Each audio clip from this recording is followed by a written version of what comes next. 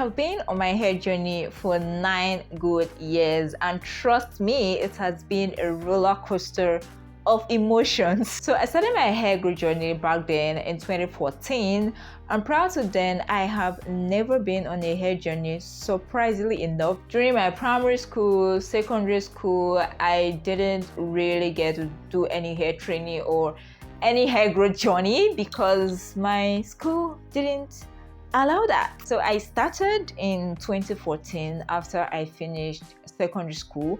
So I started with an afro. Surprisingly enough, for the first few months of my hair journey, I was natural.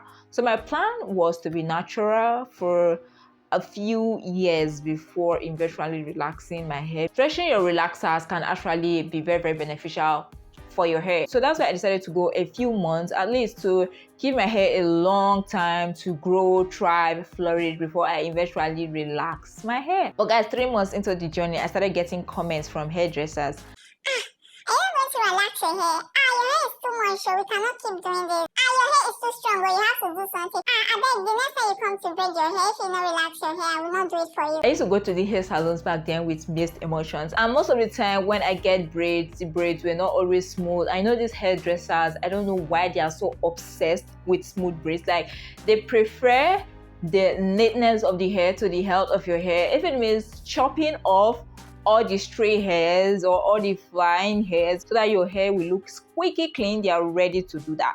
So most of the times we try to get it very neat, but I always tell them not to use scissors in my hair. Some people even use lighter, guys. This is insane. And you know, back then I didn't know about things like conditioning your hair, moisturizing your hair. My goodness, if I knew about this back then, I'm sure that, who knows, maybe I would have even gone natural completely. Okay, just kidding. Just imagine how it really full, dense, because I have high density hair, I have coarse hair. So imagine a full head of high density coarse hair, dry. Imagine how that would look like. Now taking back, I understand why I felt like it was a struggle, but it was not like they were doing it for me free of charge. I pay for it, and sometimes when I go to the salons, I put it in a bun, because if they see the hair before they give me the price they will call. So I struggled with the hair, stretched it a little, I think up to about 6 months, then I eventually relaxed my hair. Meanwhile, during these first few months, the protective styles I used were literally just two. I did African threading. Guys, when I started my hair journey, African threading was my best. That thing can retain moisture, it can stretch your hair, it can maintain the integrity of your hair. Like, if not for the pain and if not for aesthetic purposes, African threading would have been a very excellent protective style for me.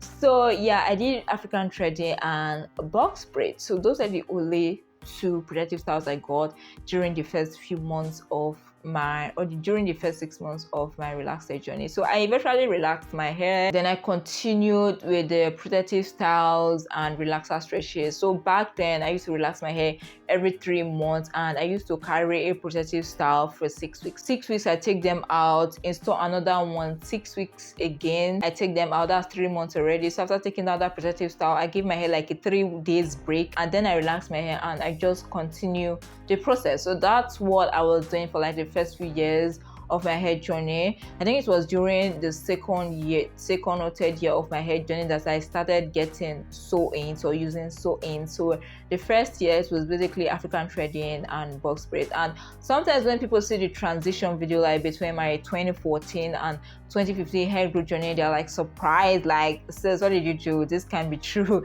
And that was because, guys, my hair grew like weed or wildfire during the first few years. Like, I think during the first 3 years, after 3 years of my hair journey, I was already at a bra strap length, like just like that. It was just growing non-stop, and I feel at that point I was not really losing hair, because even though I didn't know about things like deep conditioning and all those, I was very gentle when handling my hair. I was very gentle when detangling my hair during my wash routines and all that. Back then I still used to go to salons too. I never did my hair myself during that period, but at the salons I tell them, and I make it very clear, when you are relaxing my hair, relax only the new growth. although most of the time it doesn't always go as planned. And some hairstylists, I don't know why they are so stubborn. I don't know if it's all hairstylists or just some. I don't mean to bash anyone, but I don't know if they don't really know what new growth means. Like, you clearly see the new growth, you clearly see that you need to relax, and you go all the way up, and most of the time gets worse when they're trying to smoothen it out. This is how smoothing is supposed to be done, right? But when smoothing it, they're going to grab your hair like this. I don't know for others, but this was what was happening to me back then. They're going to grab it like this and massage the hair, like massage the relaxer and your hair from down like up like this. And before you know it, the relaxer has gotten to like mid part of your hair shaft. And whenever that happened, I would become so angry, because I'm like, before you started this thing, I told you. But then you go back and it's still the same thing. So at a point, I was starting to get used to it until I decided, no, this was not going to continue. And like I said, I continued the routine, protective styling, relaxer, stretches, and it was working really, really well until I got to mid back length. And this was like, was it 4 to 5 years into my hair journey? After about a few months with no difference in length, I had to tell myself the truth and spill the tea to myself that, girl, you have hit a growth plateau at mid back length. It was so sad to accept, but I eventually accepted it, and I would say that point of acceptance was what changed my hair game for the better. Because if I didn't accept that I was at a growth plateau, I would have kept doing the same thing, and probably my hair would have still been at mid back length right now. So after accepting that, I said, okay, what are we going to do now to go out of this plateau? That's when I started researching. That's when I started going online, watching YouTube videos, researching about products. And honestly, this is not the first hair growth journey video I have made, but I'm making another one. Firstly, because since my last hair growth journey video to now, there has been a change in the health and length of my hair. Secondly, I know we have a lot of new subscribers, a lot of new sweet sisters to the farm, and I'm so glad that you guys are here. Welcome, and I hope you have a nice time here. So that's why I'm taking my time to explain this process all over again, in case you missed my previous videos. So I did that. I watched videos, researched about products, and that's when I started experimenting with new things. The first thing I did was stopped going to hair salons. I was really serious back then. Like, it became an obsession. That's why I said it was a roller coaster of emotions, because my hair journey has been associated with excitement, happiness, sadness, anxiety, fear, even greed. Yes, guys, they can be great in your hair journey, because most times we are at this length and we say, no, why can't I get here? But yeah, it is normal. So like I said, the first thing I did was stop going to hairstylist salons. Once in a while after that, I used to go to a hairstylist salon like once or twice in a year, maybe just to install sew-ins or buzz braids or something like that. But after like another 2 to 3 years, I stopped going to a hairstylist salon completely. The last time I went to a hairstylist salon was in 2020. So for the past 3 years, I have not set my foot into a salon to do my hair. So I have been doing my hair myself for the past 3 years. So after I stopped going to hairstylist salons, I started trying new products. So this was when I came across the Profectiv Mega Growth Daily Living Straightener. That's the first product that changed my hair game. But before I started using that product, I started like taking my takedowns more seriously. That was when I knew the importance of moisturizing your hair before taking down your protective styles. That's why I say you don't have to splurge so much when it comes to your hair products. Something very simple can literally save your hair. So back then, before taking down my protective style, I used to spritz my hair with water and seal with olive oil. Just that, guys. Water, olive oil, and my hair came out so nice. So I started noticing a reduction in my hair breakage during my protective style takedown, and after that I started thinking and experimenting with DIYs, deep conditioners, which I obviously saw online on YouTube, on Google, and all that. So I did a lot of DIYs back then. I did egg mask, I did tea rinses, I used rice water. Even though I'm no longer doing those things today, those things helped a lot in my hair journey. Like after I started doing those, my hair started flourishing again, my hair started growing again, it's becoming healthier. Then I started getting more products, especially from the Mega Growth line, because when I started, I was very particular about moisturizing. So I researched a lot about moisturizing products, and this was when I decided to go get the Mega Growth Daily Living Straightener. And after using this, it was really nice on my hair. So I became kind of obsessed with the line. I started going more into it. There was a time I used their shampoo. I currently use their heat protectant until about 4 months ago when I got a new heat protectant, which was a game changer.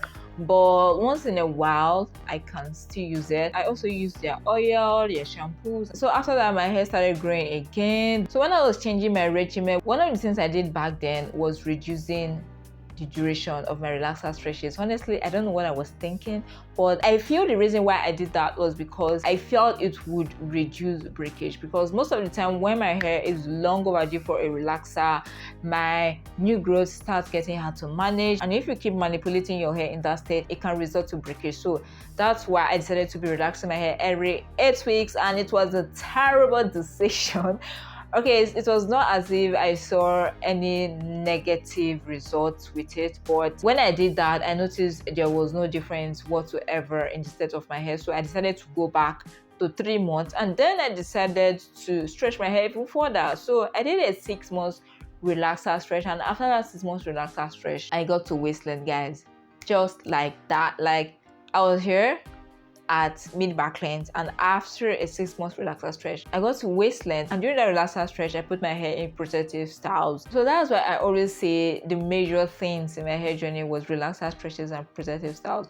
So after all the manipulation, trials and errors, DIYs, washing my hair weekly, yes, there was even a time I was washing my hair weekly. The only thing, or the major thing that increased my hair was when I increased the duration of my protective styles and my relaxer stretches. So it was basically the same thing I was doing before, just that I increased the duration. So instead of 6 weeks, I was not carrying my protective styles for 2 months, 3 months, and my relaxer stretches, instead of 3 months, I was now stretching it further. So it was when I did these two things that I went to waist length. So after I got to waist length, I was so excited.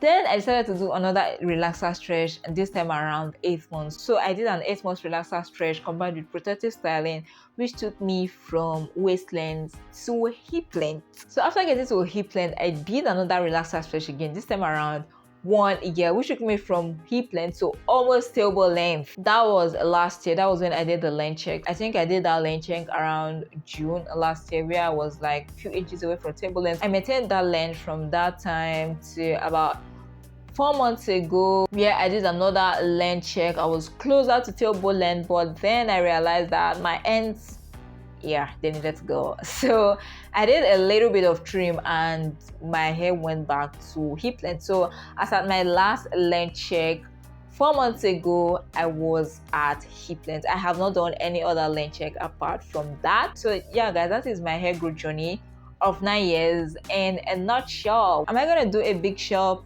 I don't know, sis. Am I gonna go natural? I don't know, sis. But for now, I am currently enjoying my hair. I am at peace with where my hair is, my hair length, the health of my hair. Don't mind the way my hair is looking now. I know it looks kind of crusty, and that is because I've had this twist in for over a month. Yeah, they are going very soon. It's not just a regular twist, guys. It's threaded twist. So I used threading. So this is like a modified form of African threading. So that is my hair growth journey in a nutshell, 2014 to 2023. If you enjoyed this video, please don't forget to give it a big thumbs up. And if you know you're interested in this type of content and you like watching this type of videos, please don't forget to hit that subscribe button and click on the post notification bell so that you won't get to miss out on any of the videos. So yeah, guys, that's it for this video. Thank you so much for watching, and I'll see you in my next video. Bye.